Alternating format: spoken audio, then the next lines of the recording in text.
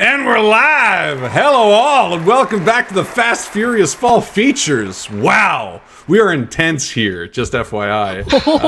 My name is always Mr. Harlan Guthrie. I'm here with my lovely wife, Mrs. Jo Guthrie. Hello. How are you tonight, Jo? I'm so great. How are you, Harlan? I'm so great. We have three amazing people that are joining us today from the PEG team. We are excited to introduce you to them. But first, before we get to that, just in case you're tuning into this for the first time, welcome. We do this every week around this time and this day, roughly. And we are doing the Fast Furious Fall Features for PEG, which basically means that all week, every week, forever, we're going to be interviewing people from PEG's staff, talking about them, getting to know them, asking them questions that really matter, and some that don't. Most that don't, just because... variety. Variety. Mm-hmm. But yeah, as the intro credits has now presented, if you have silly questions to ask, feel free to put them in the chat. If you're chatting along on Facebook or Twitch or wherever, feel free to send it, because we can highlight it on screen at any point we want, like this. Thanks, Nigel. Thank you. I just wanted to say thank you so much to Chris for those beautiful opening big round credits. of applause for that. I like it. I'm ready. Pumped up to Vin Diesel a car. I think that's a verb, right? To Vin Diesel a car. My biceps we got the are... haircuts for it. Yeah, we're halfway there. Nice. Well, welcome. And to start off, for those completely unaware, let's introduce you one at a time. Starting with you, Tracy. Tell us a little bit about yourself and what you do for Pinnacle.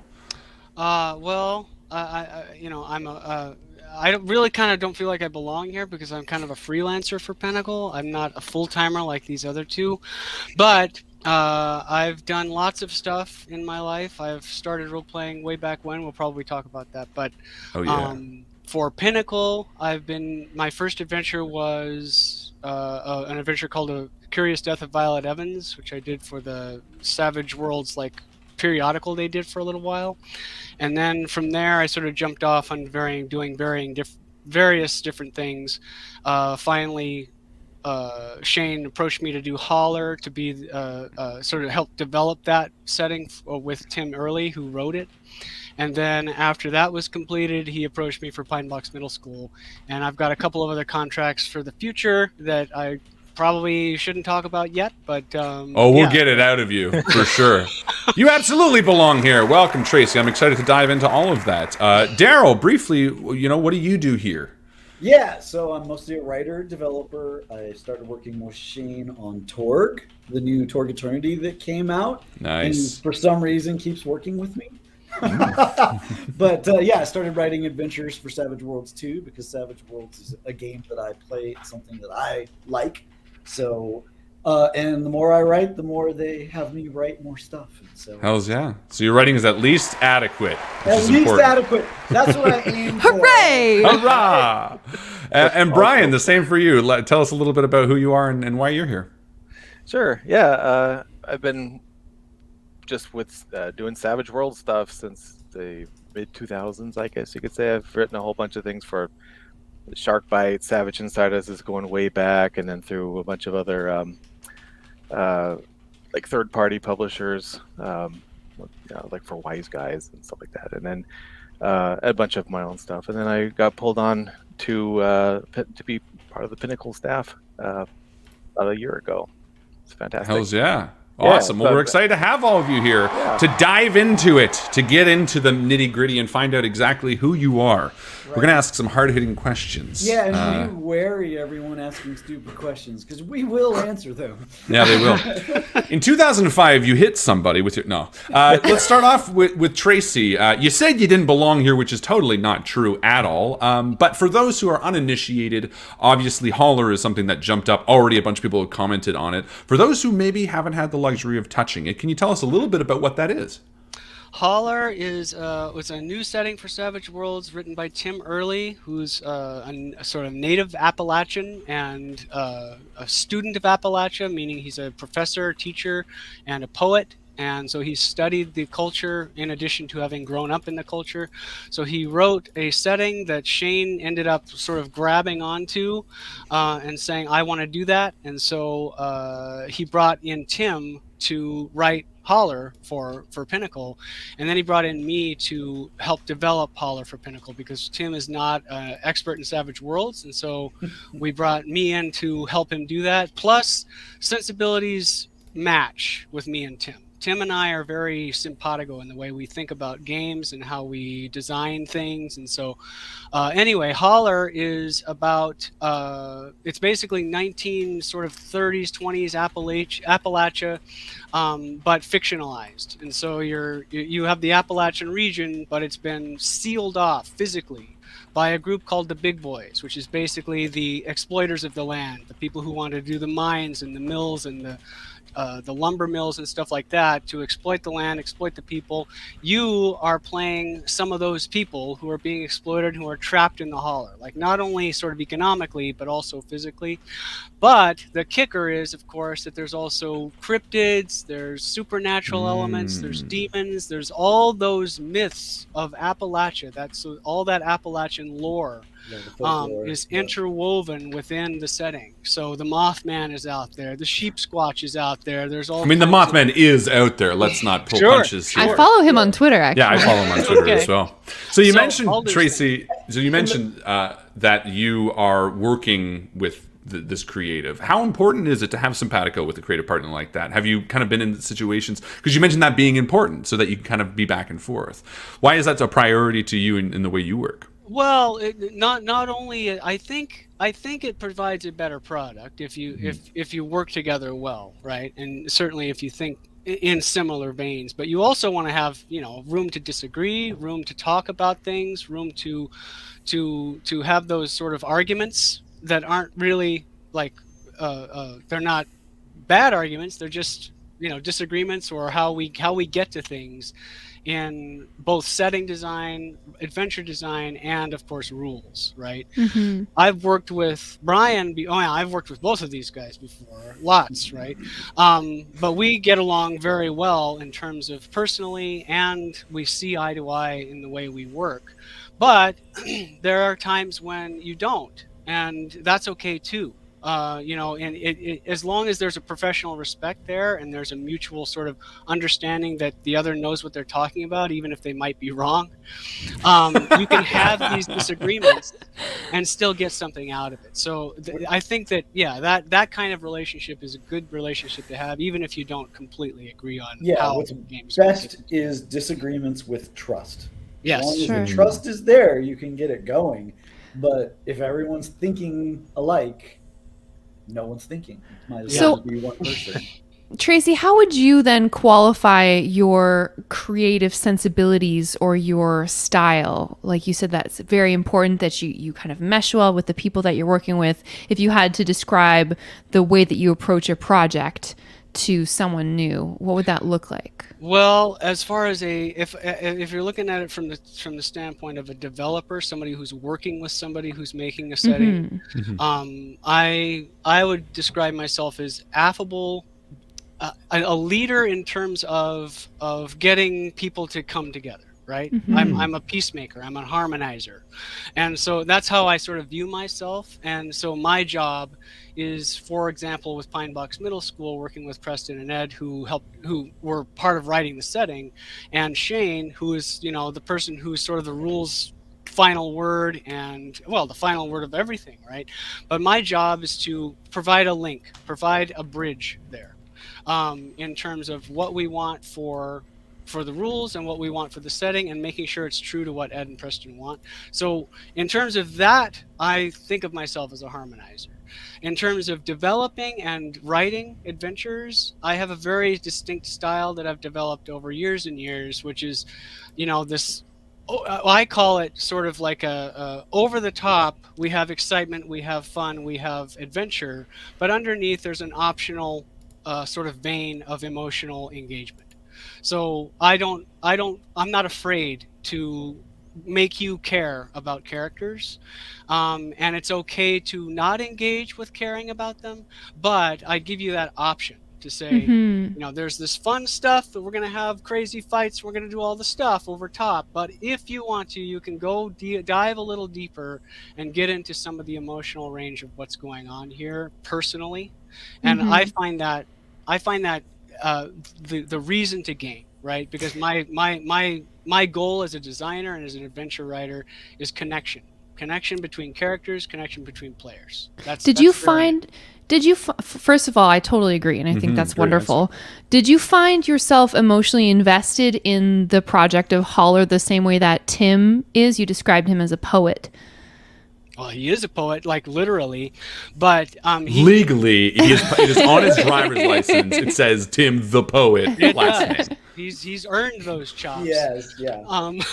But yes, I was very emotionally invested in Holler, not only because I was friends with Tim, but also because he thinks the same way I do. He wants those kinds of emotional moments of connection.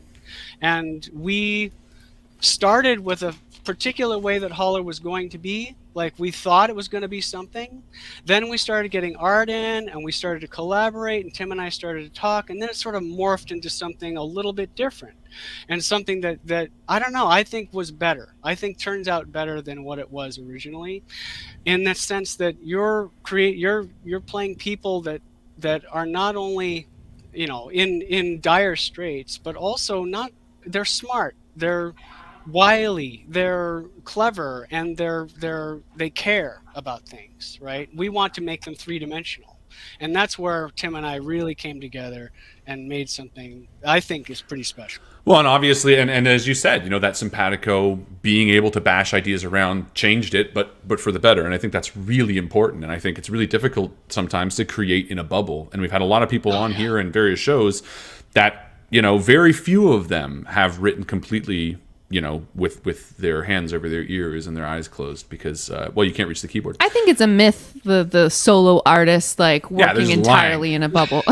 It's Well, not Lying really through the hard. teeth. I mean, even if you're not working directly with someone else, you're still being influenced by all these Of kind of course. outside Ernest Hemingway forces. watched so many TV shows, like nonstop. Was just binging Star Trek is what I heard. A lot of his Ernie. novels were, you know, Sounds like a very ripped cool off those. project. Very cool. I'm excited to talk about Pine Box Middle School too, but we'll come back to that. Darrell Hayhurst.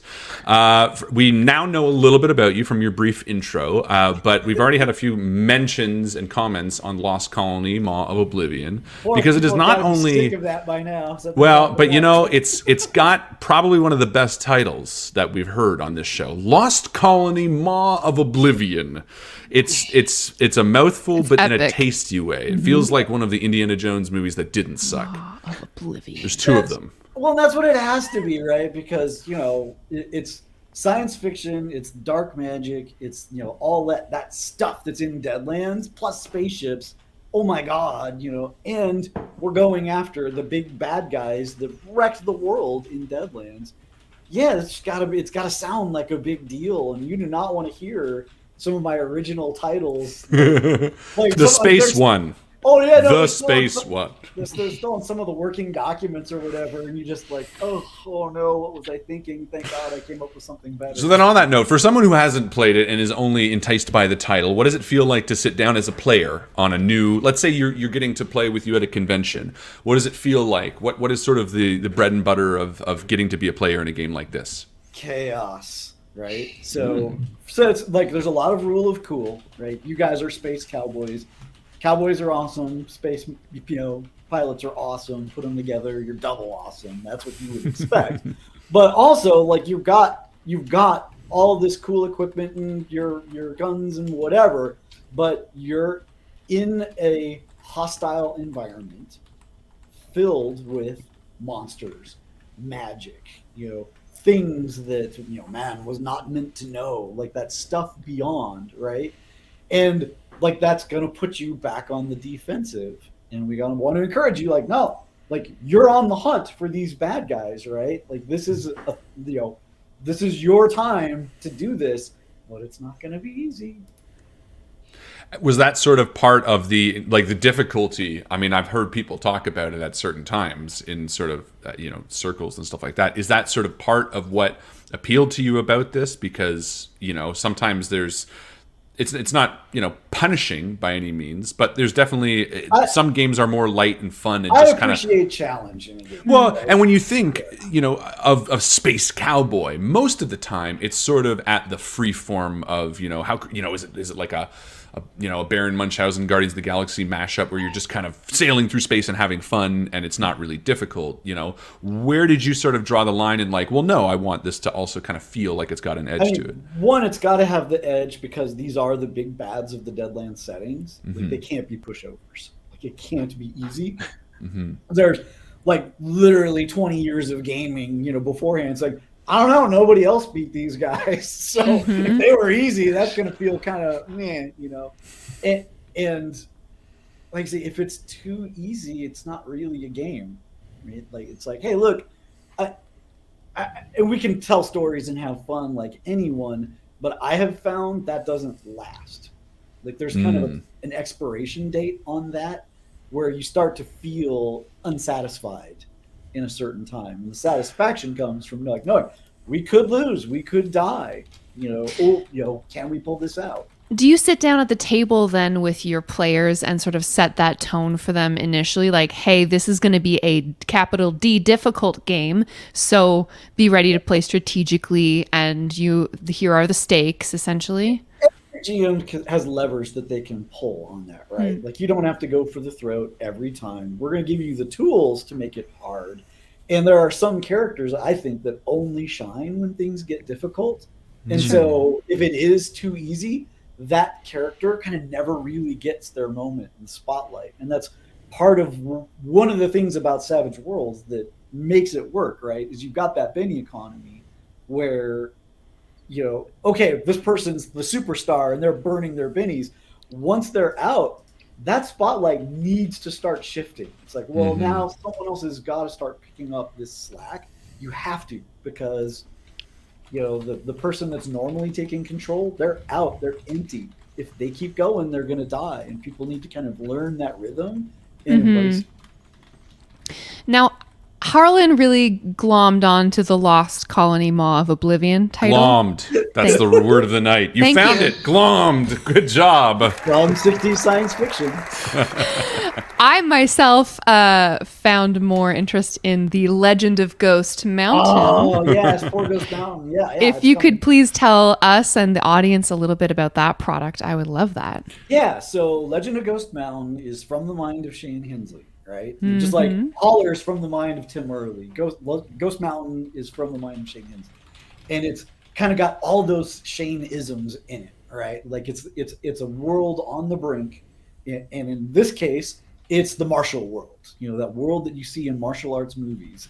And, those in the know would call it the Wulin, right? Like, we know what the martial world is. Those that don't, we say it's like a kung fu movie, right? Like, sure. You kind of know what that is like, but because it's from the guy that made Deadlands, it's going to also have this other element to it where you're not fighting other martial artists necessarily. It's, you've got a job, and your job is to maintain order when the dead get unruly.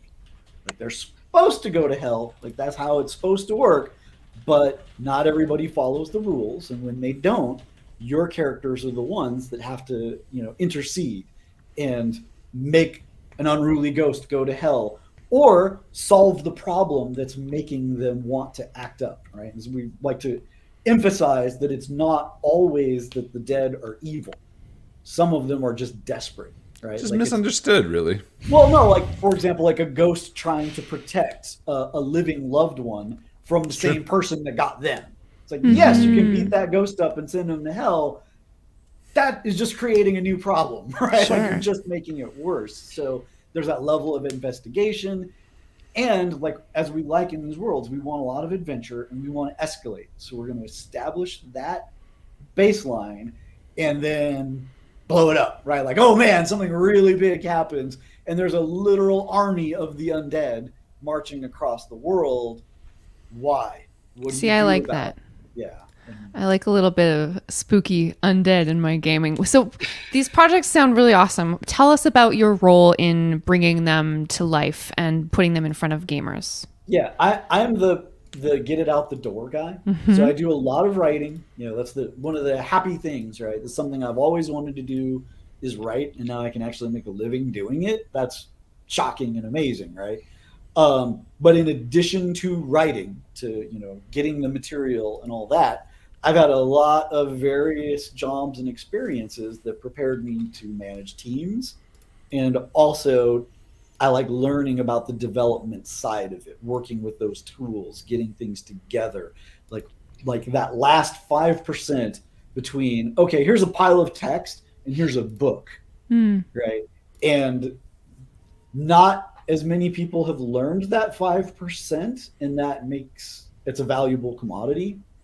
And that's my main role. And that's one of the things that Tracy and Brian both end up doing. Like, how we got to where we are is we need people that can do that last 5%. You're the polish people. Yeah.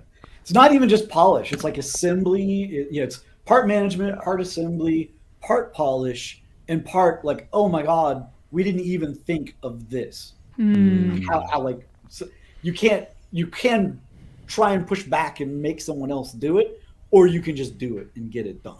Sure. It's awesome. A little bit of outside the box thinking. A little bit of damage control, maybe. There's some damage control in every product. Absolutely. It's sort of a mixture between attention to detail and artistic sensibility, and a lot of people don't have that. Right? Sure, It's either one or the other, right? And a lot of ability to adapt on the fly. Like, oh, we ordered the wrong piece of art. What do we do about that? Can we use it in a different way somewhere else? How can we like everyone add a mustache to every book of this creature so that it's now a new creature? Right. Or is it easier to redo the stat block and be like, by the way, it's Mr. Mustache. Okay. Classic villain. Right, yeah. How do you do that to make it work and make it not obvious that you had to do something in the first place? Well, we solved it, mustaches. But you did mention the last guest on our panel, Brian Reeves. Yes. And I am excited to dive a little bit into Brian as well. Brian, we also got a little bit of your intro. We know that you've worked a little bit on Fantasy Companions, Deadlands, and all that kind of stuff. Why don't you pick a product that you're kind of, out of all of these ones that you've touched, because there's been a fair number of them, which one are you most, I wouldn't say proud, because it's sort of a nebulous idea of being proud of something, but which one maybe did you kind of put the stamp on that you're really excited to see people pull up and play? Well, I've been so far the main person who's been working on Abominable Northwest, which is a future Deadlands release that's set in the Pacific Northwest.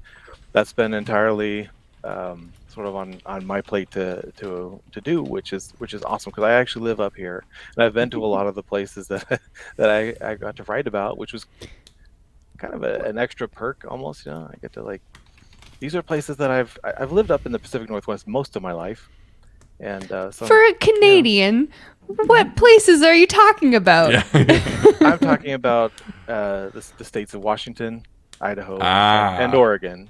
Yeah, we're both Canadian, so we're like kind of right there, wondering where you are. I was like, Pacific. Okay, we got California. Vancouver. There's the other one for sure. I live in the other Vancouver, the one that's right across the river from Portland, Oregon. Yes. Okay.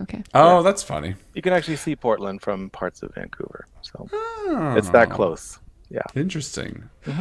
So what obviously you said this is a future release. It's not out yet. What can you tantalize and talk about a little bit? You know, what can we get a little bit of a elevator pitch about it, or what can you talk about? We know where it is. Now, we won't tell nobody about it, I promise. Okay. The whole rest of this segment's just going to be bleeped out for the audience.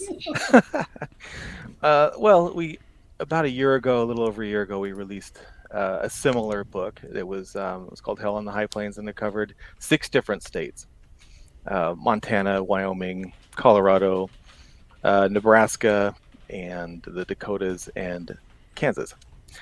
And so this is the same idea. It's I don't know how you pronounce this, gazetteer, maybe? Yes. Yes. It's That's how we pronounce it now, anyway. That's how we're doing it now. It's official now. Yes. So it has all these different locations, places that your posse can visit, places that the game master can throw in, you know, if you want to have adventures up in this neck of the woods. And it follows all of those with a bunch of Savage Tales, shorter Savage Tales. And we also have another Savage Worlds sort of alum, I guess, working on some of those Savage Tales right now. He's the one who wrote Crater Lake Chronicles.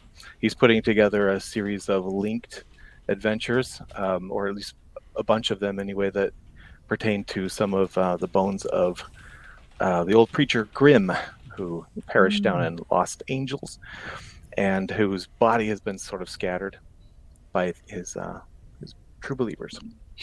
So some of them ended up this way. So turns out one of those body parts ended up in outer space. yeah, probably eventually. Grim was was the servitor of famine, who's the villain in Bond Oblivion. There you go. It's all spread out and connected. All connected. Yeah, I'm sure Tracy's got.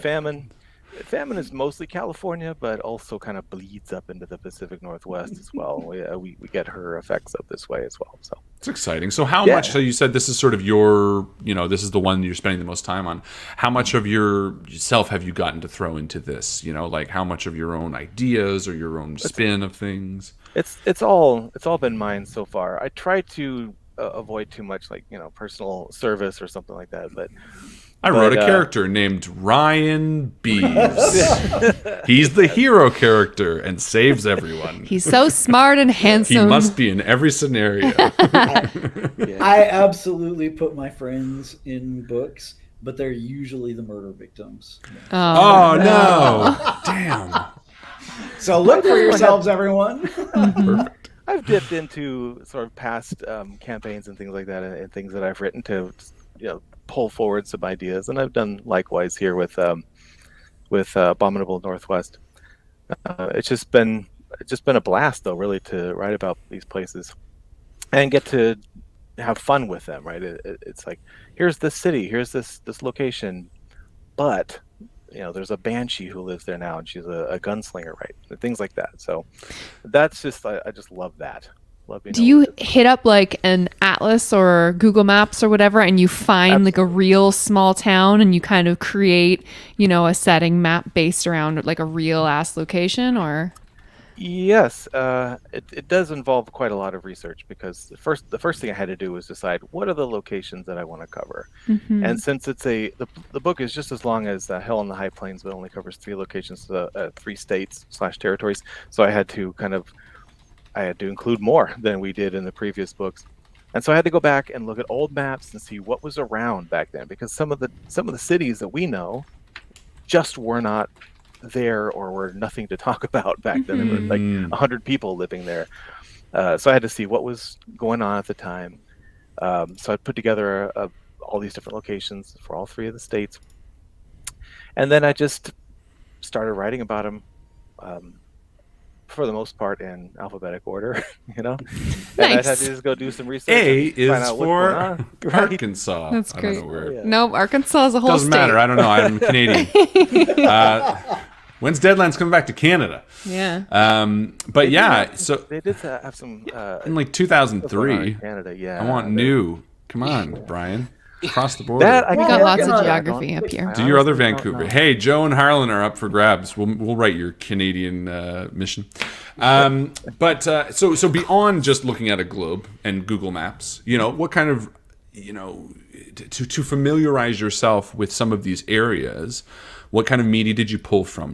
Did you look for movies that were set in Fargo? Did you look for, TV shows? Did you look for books? Did you just kind of scour Wikipedia for hours and hours? Yeah, well, Wikipedia is useful. I will say that as a former college teacher, it pains me to say that, but it has been very useful, because the information I need is not like super deep. It just needs to be, here's like when this town was founded, and kind of like the ideas about just a basic idea, and then I can take that as a core and run with it. In some cases, just really run with it. Mm-hmm. Well, that's the fun of it, because if you go to, this isn't history. It's meant to be a spin on it. If you Totally. end up doing more research than the book entails, then you're kind of just doing a disservice to what the people really want to play. So Yeah, and I found that Google Earth and Google Maps are also extremely useful. it's so great. You haven't felt compelled to visit any of these places in real life yet, have you? Oh gosh, well I've visited most of them. But because of this is what I mean. You weren't like, I need to book a trip to this place, and it's really expensive. I'm going to send the bill to Pinnacle because I really need to get in the mindset. And the rooms, they didn't have single rooms. I needed to get the suite because it just, but look, when I look out. I can't do it in one weekend. We need at least a month. That is exciting. absolutely how I the thought game about business works. Yeah. Of course it does. Oh, we're all Just millionaires. rolling Just in money, rolling all in of us. money and- Expense accounts here and there. I get paid in Shane dollars. They're just they're pictures of Shane You can only spend them at the Pinnacle store. at the Shane store. The Shane store. Just cash them in. Yeah. He likes my comments on Facebook. That I sounds didn't like do we're any of in that. I thought about. Holler. I've never been to Crater Lake, weirdly enough, and I thought about driving down there, but it's just hard to get away to do stuff like that. So Fair I enough. bet. You actually, Yeah. you One day. mentioned you were a former college teacher. What did you teach? I taught composition, English. Right? Oh, nice. And English it works 101, now. 102, the stuff that everybody has to take and everybody hates. Hey, the But, building blocks of every career is how you view that. You got to Well, it master is the basics. Doing a service. Building blocks of every successful college career, to be honest, is like I would tell my students, of all the classes you take, this is the one you are going to be using all the way through college. It's true. All of the Now, way. everyone read these Deadlands campaign books because I need proofreaders and I need to make sure that. Oh man, it'd be so fun to get your college class to play test your game and like mark them on playing campaigns for you. I'm sorry, Jimmy, you did not find the key that was hidden behind the well. I don't know what kind of fucking game that is. There's a key behind a well. That's It's a just point and click adventure game, Harlan. That's what you're describing. Whatever. Very cool. Most of them had no idea that I even did this, but every once in a while, I'd have a student who was really into D&D or something like that, and How would you know? Could you just smell it on them? Would they smell like Cheetos and like? No, pop? I mean like the adventure and the. Oh, you could smell the see the adventure. T-shirt with the giant D20 on it. You can It's hear the really cool. dice rattling around in the bottom their of their brain. backpack. You could see the outline of a dice in their pocket. And I've He's got actually had dice. students try to write about it before for their. That's research. awesome. So I'm Really? like, yeah, go ahead. And A then I plus. get to out myself in the comments when I was editing it. You know? Nice. Or their opinions are just so wrong. Yeah. They're like, of all the systems I liked, the Deadlands Hell on the High Plains was absolutely brutal. And you're like, whoa. No, just kidding. Tracy, so you dropped the name, but again, for those who aren't aware of it, tell us about Pine Box Middle School and sort of what it feels like to dive into that. So It's yeah, just- Pine Box Middle School is an extension of the East Texas University setting, which was released a while back, and it's set in Pine Box, Texas, a fictional town in East Texas. And so this time, instead of following college students, you're following middle schoolers, and it's basically sort of a horror setting. So think of Stranger Things and think Goonies, think of Scooby-Doo, even things like that. But the kick is, of course, that Pine Box Middle School is set in the modern world. So the kids are going to have cell phones, they're going to have interactions with technology and magic, and that's a whole thing in Pine Box Middle School. And they're going to be trying to solve, problems of supernatural nature and, kick demons out of the physical plane, all under the noses of the adults who are trying to raise them and teach them and do all that stuff. So as we've sort of said before, Pine Box Middle School is sort of the conjunction of your horror life with your family life, right? Wow. And so you're playing kids, and a big part of it is sneaking out of the house or trying to tell your parents that you need to go somewhere and do a ritual, like leave me alone, or get a ride from your cool older sibling. Mom, I'm trying to One. Need to save the world. Do you think that games like this are like appealing to that generation, or are the majority of the players people like us who are desperately trying to remember what it was like to be The majority of the 15 players again? will be adults, right? But that doesn't take away the fact that it could be kids who played this game. Like we're not saying that you can't. We're saying that it's sort of written and geared for an older audience who wants to sort of relive or reminisce or feel that feeling of what it has, that freedom of being a kid, right? That's what we kind of long for. But you can play it with your kids. It's not out of the question. There's just some aspects of it that you'll want to tone down, right? But that said, Kids there's are a tough. I was Well, gonna that's say, true. unless your kids are awesome or There's just terribly desensitized. there's a baseline of these are kids, and we there are a couple of lines that we're not going to cross, but for the most part, I'm all about putting the kids in danger and letting them figure it out, right? I really am. But that said, we're not all about like on-screen harm to children either. This ain't no sewer scene from It. No, Yeah. no, not at all. The book, not the movie, obviously. And the kids, and if you know, you know. Yes, but I will and have put kids in danger and harmed kids off screen. Right? Fictionally. Let's make it clear. Sorry, let's just put a big old Fictional. fictional warning. Yes. This is not a real. But we don't generally Pro harming questions children. asked. Yes, no harming children for real. But we don't generally do it on screen, but we will do it off screen as part of a narrative device to say Sure, you're sure. in danger and all that stuff. So that's what it's about, and yeah, setting the stakes exactly. So That's yeah, exciting. and we've got awesome art. We've got some really nice rules that deal with family generation and deal with cell phones and how cell phone signals can drop off or not be existing and all that kind of stuff, and then a whole plot point campaign where you go through 6th, 7th, and 8th grade and try to basically save the world while you're trying to go to school. And Those are torturous ages. And They then are. there's the supplement add-on of the TikTok campaign, where TikTok is introduced into the campaign as a new villain. Sure. And you- I mean, it could be. But yeah, for sure, we have aspects of bullying, and of course, you have to sort of tread lightly there too, right? Yeah, So all absolutely. those things have to be kind of really well balanced and try to be, careful, but yet at the same time, this is a game where we want to be able to play through some of this stuff. But we want to and, you have know- villains, right? Yeah, Yeah. well, and it's interesting, because very few people I know have been real life cowboys in an undead landscape, but everybody, or mostly everybody, has been through school. So there's also kind of a nice double beat where maybe you're, encountering like a bully or something like that you may have actually had in high school and getting to work through that, or playing it with a younger generation and maybe getting to sort of show some of the ways that you can deal with this, maybe in a healthy way. So there's sort of a level of like therapeutic or maybe even protective teachings that you can be doing when you're dealing with a system like this. Is there any of that went through your mind when you were kind of working on it, that you were kind of like, oh, this scene is either reminiscent of something I went through, or man, I really want to show positive outcomes with rewards for something that they might have to encounter? There are absolutely scenes like that. There's absolutely text specifically for this kind of thing. Not necessarily that we want like this game to be therapy, right? No, but It absolutely can be. But there are certain moments, and I didn't write it. I wrote. I wrote some stuff, but I mostly edited and developed and helped add some stuff.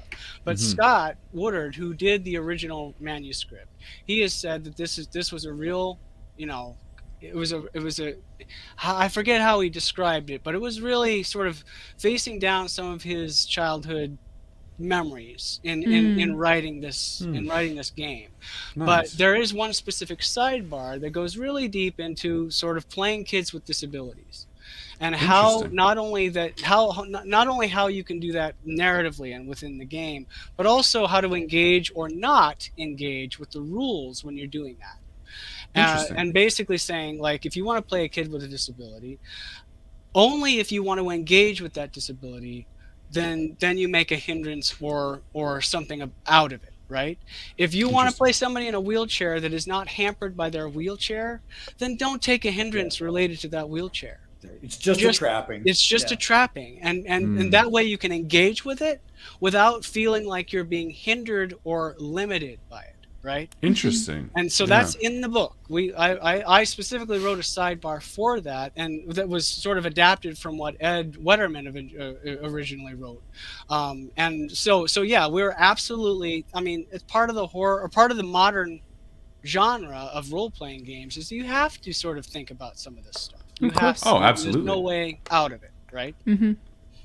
No one should feel frustrated or Defined by. any sort of thing like that. It's absolutely imperative, especially as I think everyone here would attest to, and every guest that we've had on over the past few years, role-playing games have really gotten to grow, which is the best thing for it. And if anyone who says differently, they're an asshole. It's absolutely wonderful that more people get to play this thing, you know? Especially when you can see yourself reflected in a PC. Absolutely. I think there's something really special about being able to play that's what I mean, analog of yourself. I've only been an Undead Cowboy for 3 years. I've been a school kid. I've been ready for Or playing something that you wish you were. Absolutely. Yeah. Well, yeah. I mean, what also, greater ways to get to explore gender identity and orientation than get to take on a character? And what better time to do it, really, than in a high school scenario? You know, I can't count the number of people I know personally that would love to play a game like that in a different gender purely because at that point they were locked into a different... Anyway, that's a bit of a side conversation. But also, you know, it's having important. a different high school experience, you know, Absolutely. someone A who healthy didn't one. have a great time and you can play like a popular kid or someone who's like very sporty. Or a former college teacher who would teach their, you know, English 101 and would have their kids proofread their stuff like that. Wait, this is familiar. But part of the setting is about child empowerment. Yeah. I mean, that is really, really a big part of it. Whether we say it out loud or not, when we're engaging with playing children and playing, you know, what we want to engage with as adults playing children is finding that empowerment that we didn't have when we were kids. Absolutely. It really is part of that. And this setting, we think about this stuff. We really think about all that stuff. And that's wonderful. I love and that. not That's only such an are they the exciting place. heroes, but they are still children. That's Yeah. right. You get bennies for messing up and doing They do. stuff the kids do. Their shoes are backwards. Yeah. One of the adventures that I ran during playtests, I had them write down. I had the kids, as part of a ritual they had to do. They had to write down a secret dream of theirs and stick it in a bowl, right? And some of them were just adorably awesome because it's not the secret dreams that adults would have. Yeah. The secret dreams, the child. Be a ballerina or whatever. Yeah. Hold Or a I want to puppy. be a ballerina, or I want to invent a new element on the periodic table, and we're going to call it Kimstronium or whatever, right? And that's written down. That's something that a kid would have. That's something that they would do, and that's fun. That's fun to interact with and fun to play around. Really It cool. is. Oh, what an excellent game. And I'm sure anybody who hasn't already played it in the comments is excited to check it out. Thank you, Tracy. Darrell, so we've talked a little bit about the system, or the, you know, Lost Colony and Legend of Ghost Mountain, and we know that there's some Rippers rumblings that Oh, there's talked so about. much rumbling, and this is part of it. They're right? ripping and tearing almost. It is. There's so much. You know, there's so many really cool settings in Savage Worlds, and part of the challenge that we've had behind the scenes is, man, we want to do them all, but we've only got so many resources. How do we do that? And that's why you're seeing more people like Tracy, like Brian, like me. We're that pressure valve of, all right, let's bring some people in and try and, you know, get more out there. And it's so funny, like the agility required, like as, you know, the requirements change in terms of like, oh, I was doing this, but now what we really need is this, you know, and, you know, to get it out there. Like, yes, I was working on Rippers. However, the more important thing now is Necessary Evil, our supervillain, you know, setting. So now I've actually written Necessary Evil 3, The Cosmic Adventure, over a year ago. Oh, wow. And it's Wow. like, but we never got around to that last 5%. So now it's like, okay, you're the 5% guy. Bam, go finish it. like, let's get that out here. And while I'm at it, I also get to redo Necessary Evil 1 and 2 with new art. You get additions. to. I get to, right? It is, right? Like, it is. Look, Necessary Evil, 50 Fathoms, these campaigns were meaningful to me. Like, they changed the way I gamed. That's fair, So- yeah. So it's like, to me, it's like, oh man, I just got handed Star Wars or whatever. It's true. Cool. Like, now You it's mean on Star me to Wars play it. before, like, you know, like, it's like you got handed Star Wars 10 years ago when it still had a lot of value. I don't Or judge. integrity or whatever we want to call it. I'm kidding. I I can don't hear judge. the butt cheeks clench. I don't judge. Star Wars is Love what great. you love, everyone. I'm the same way. I'm just being edgy for fun. But yeah, yeah. And it's like, yeah, and then we get to like get that space of like, all right, we're gonna redo this, or we're going to move to the next level of it. What did we miss that first time? What opportunities, can we pick up, and make it happen? And sometimes What a great opportunity. it is. That's the most fun you can have as a designer, is getting in and getting to do this. That's awesome. I feel the same way about ETU. ETU was meaningful to me, and to be able to work with Ed and Preston on Pine Box Middle School is kind of like amazing. It's amazing. That's so exciting. It's so cool that you guys are in an industry that feels like you're working on your dream. Like it's a passion project and it's also bringing home a paycheck, right? Absolutely.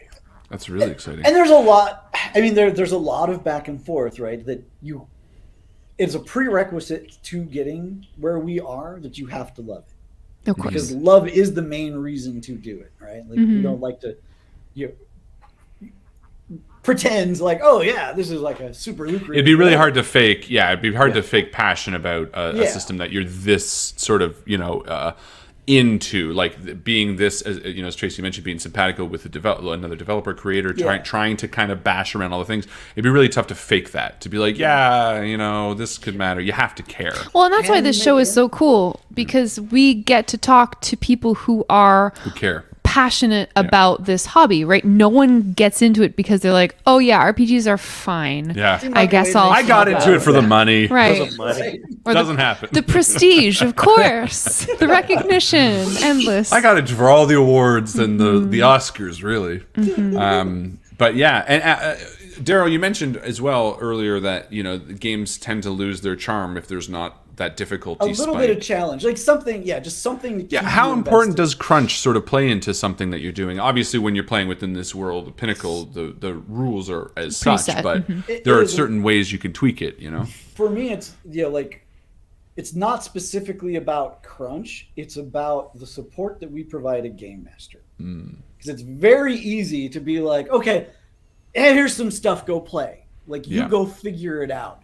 And because I game master a lot, that's useless. Like it's like, yes, I can do that, but I might as well just write it myself at that point. Right? Fair. If I'm paying you for this book, I want you to give me something that will make my job as a GM easier. And you can call that crunch, but it's not necessarily crunch. Like it's a subcategory of it. That's what we try to specialize in. Like, look, this is going to be ammunition for your gun belt, GM. These are, whether it's a table or whether it's a structure or whatever it is, we don't want to leave you on your own to have to figure it out the hard way. Yeah. And there will be sometimes like, look, you got to be flexible. Like players are going to play. Oh, of course. But if the book isn't doing the work, then you're right. What's the point of the book? You know what I mean? And I GM with a gun personally, so I appreciate having it. It's the only way I can get into the character when I'm playing Deadlands. Brian, so we've talked about this abominable Northwest that you're kind of working on. We have a nebulous date in the future of when we get to actually play it, which is obviously not there yet. But what are there other things? Has this kind of ignited a little bit more of other projects that are more personal? Because this was one that you pitched or got kind of assigned, or how did it actually land on you? Oh, I got assigned, but I think the reason why is because I did write for Hell on the High Plains. For sure. And, is there something though that you have on the back burner roiling away as a creative individual who's passionate about role-playing games, and has been doing it for a long time? In the shadowy recesses of your creative mind. Is there a Brian original that is way back there kicking that you've been stewing on a few years, or are you just excited to pick up a new piece of meat and take a bite? I want to pitch one at Brian. What about your cool South Seas setting that you put out for Savage Insider? Yeah, that was for the Savage Sign. Yep, Savage Sign. Savage Sign. Sigil. That's what it was. Yes, that was definitely a sort of a pet project of mine. It dates back to like the late '90s almost. Oh wow! I had originally conceived of sort of this Polynesian fantasy setting, and this when I first came up with it, it was before I'd ever even. I think it was probably before Savage Worlds even existed. So it was for GURPS or something, but I never got anywhere with it. And then I pitched it to Ace, who is the one who runs Sigil, And Aaron Oh, Aaron. Aaron, Oh, yes, yeah. yes. We know Aaron well. Aaron. Aaron's the Love best. him. Yes. Yeah. Oh, yeah. In the biz, we call him Ace. Yeah, Yes. Because he's an ace ace. to us, right? I think he'll be on the show soon, too, as well. Yeah. Yep. Big fan of Aaron. Aaron, right? Yes. Yeah, and so that was amazing to get it to finally be able to put that out, into the world. And I have some other ideas. I don't know when or how they'll come to fruition, but yeah. I just want to give you an opportunity to tantalize this eager, drooling audience for anything that's a Brian Reeves original. Just saying, just putting it out there. You never know. Yeah. Stop drooling, audience. We're not meat.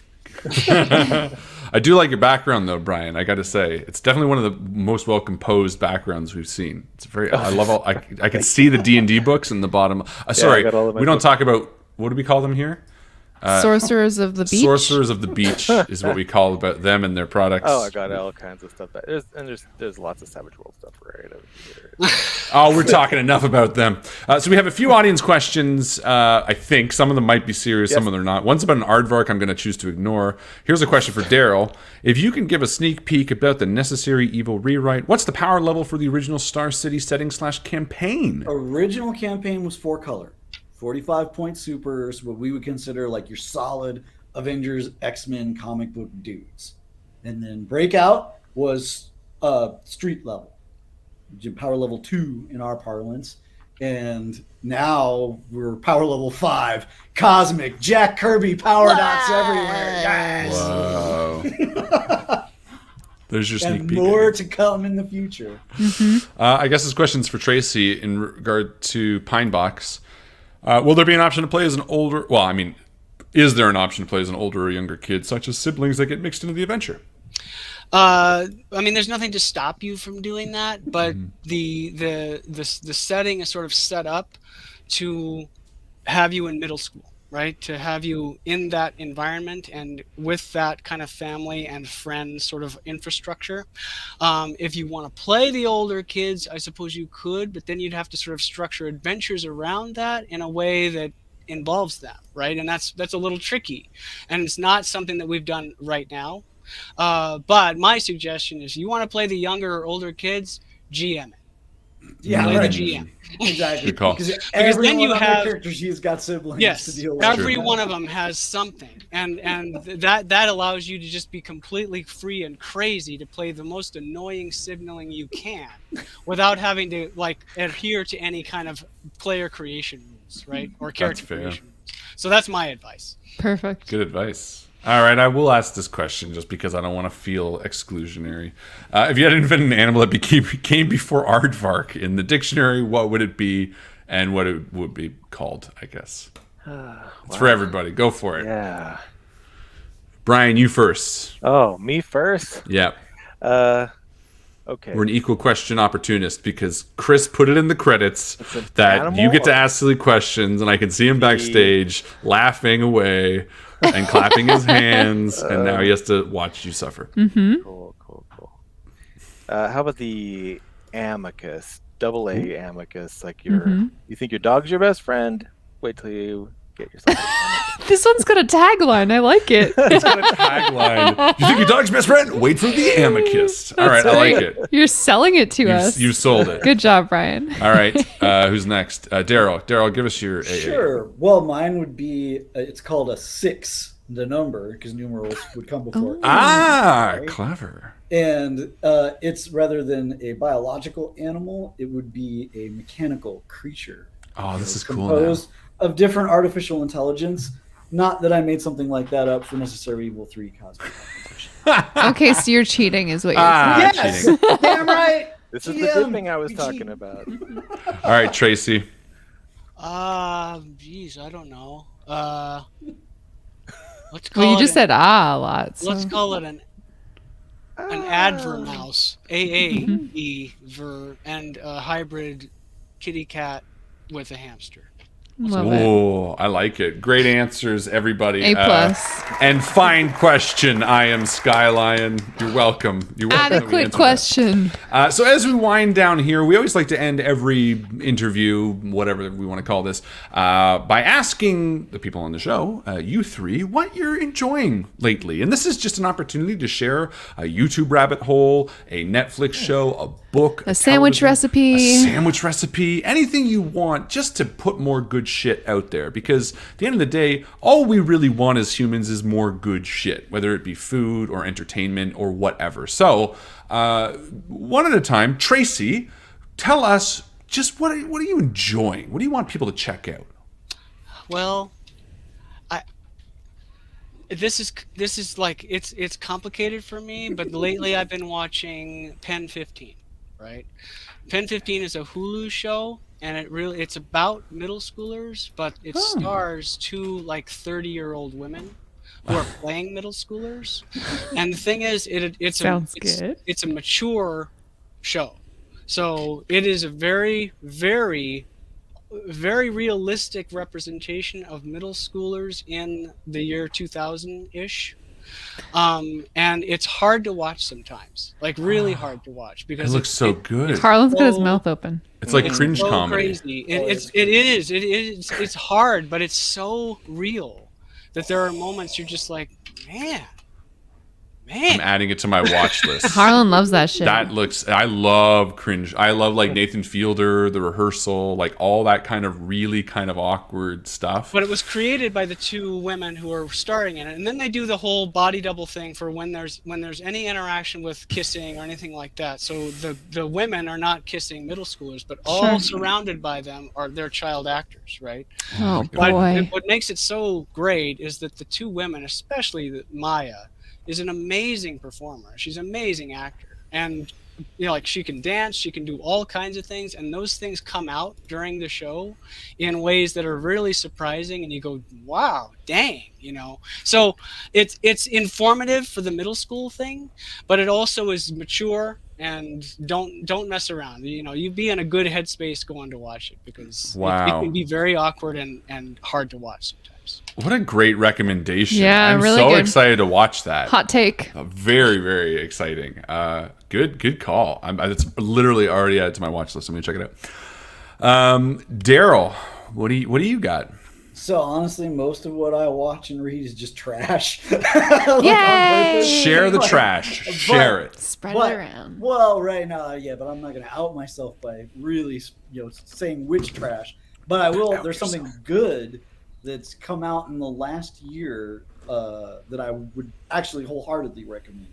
So it's a new translation of Jin Yong's Condor Heroes, and they've got it at Barnes and Nobles and anything like that. Just look for JINYONG, Jin Yong, Condor Heroes. There's 4 books in the series. I hope there's actually more. There's a third. It was 2 books in the original, which they've split into 4. A Hero Born? Is that the first? Yes, that's the first one. Yes. A Hero Born. Cool. That's some of the best martial arts characters and story. It's late period Jin Yong, which is very different from early period Jin Yong, but it's the best. Wow. Okay. And now what's the trash? No. I'm talking like deep. You could trash. go on and on. Like He runs a 90210. You can't tantalize the You audience. can't tantalize us with trash and then not mention the trash. A soupçon, just a wafting scent of trash.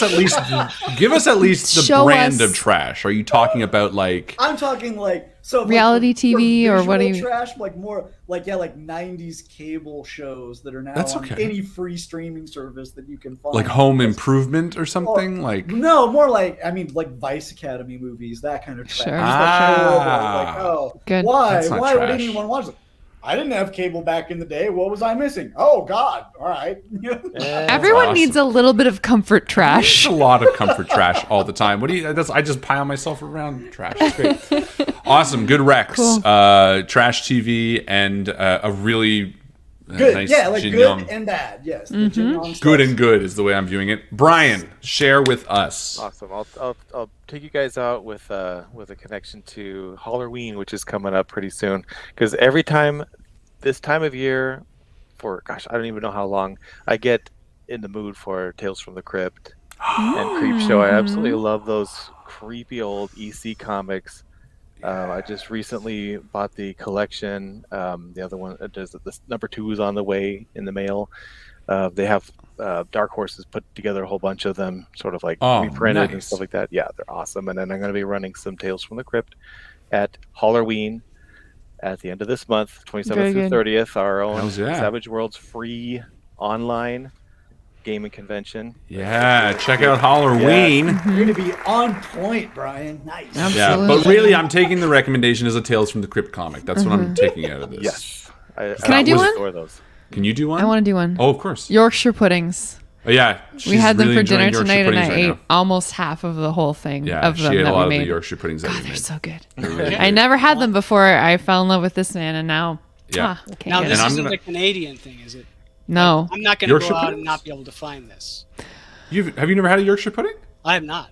Oh, they're wonderful. They're British thing, English. right? They're, English? They're Where's eggs. Simon when you need him? Wait, they're not one Right. of those things It's that terrible. I think, you know what? I think Americans might call them popovers. Okay. Maybe There's they're a like an alternate to a dinner roll. You serve them with like a roast, and they're like a little cup shape, and you put gravy in them. They're very Like you egg have them heavy. with a roast. We made prime rib Yeah. tonight, so it's like, really? Brag. Well, this is going to get a big explanation if I didn't shut it down right now, or maybe like a Dutch baby. Sure. You know what? Since we never do this, I'll shout out. I'm enjoying Peaceful Cooking. It's a YouTube channel. There's no talking. It's just somebody cooking. Unfortunately, they're all vegan recipes, and I have nothing against vegan recipes, but I would love a mix-up. So if you're watching this Peaceful Cooking, Is it throw like in some meat. ASMR, like just the Yeah, but quiet it's not like chopping ASMR and stuff. the way that creepy people do it, where they're like, "I'm touching things." It's just no one. It's just not talking. It's gently just caressing doing a stuff. celery. Yeah, like I don't like the ASMR tryhards. sure. I just appreciate people shut quiet. Appreciate people stop talking. Forget what show I'm on. Anyway, Canadians swear a lot. There's your little piece Whoops. of news. Let's go around one last time and say who you are, and again where people can find you in case you want people to follow you. Starting with you, Tracy. Let's see. I'm on Facebook as Tracy Sizemore. I have my own Discord server that I run with my friend Ron for Savage Interludes. And Savage Interludes is a podcast that Ron and I do. All the time. So SavageInterludes.com. Your mic died out a little bit there for some reason. No, I think someone did something with it. Yeah, it's just the last part. We heard the Discord server with your friend Ron. Oh, yeah. So I have a Discord server with my friend Ron that is to do with our podcast. We have a podcast called Savage Interludes. And we do, let's talk about gaming, and it's all sort of evergreen content. We've done it for 3 years, so you can go back into old episodes and find all kinds of stuff that is still relevant. And it talks about Savage Worlds and just regular games. But we have a Discord server with a community. Awesome. Darrell, where can they find you? And what do you. Yeah, so I'm mostly on Facebook, Darrell Hayhurst. Honestly, I'm bad about accepting new friend requests unless I know you from something. But I'll get better. Bear with me. Reach out. Like, it's fine. I'm also on Tracy's Discord server, so hey. Fine there. Perfect. And Brian, same question to you. Yep. Also, I'm on Facebook, just like everybody is, I guess. That's what it's for. That's what it's for. I dream about getting off of it someday, but anyway, that's where I am. You can find me, Brian Reeves. I'm on there. I haunt the Discord thing every once in a while. I'm not a huge Discord user, but I'm on there. And you can find my website, brianreevesauthor.com. Amazing. Thank you so much. And once again, my name is Harlan Guthrie. You can follow me at The Leary Valley or at Malevolent Cast. I have a horror audio drama. If you like Lovecraftian horror, check it out at malevolent.ca. It's on the Rusty Quill Network. You can follow it today if you like spooky stuff for Halloween. And my lovely wife. I am Jo Guthrie. I'm the host and DM of Dice Shame podcast. We are releasing episode 155 this week, so take a listen if you like APs. And you can find me on Twitter. Why not? Why not? Thank you so much to our amazing guests for tonight. Thank you so much for hanging out with us. We'll see you next week with more Fast, Furious Fall features. Good night. Good night.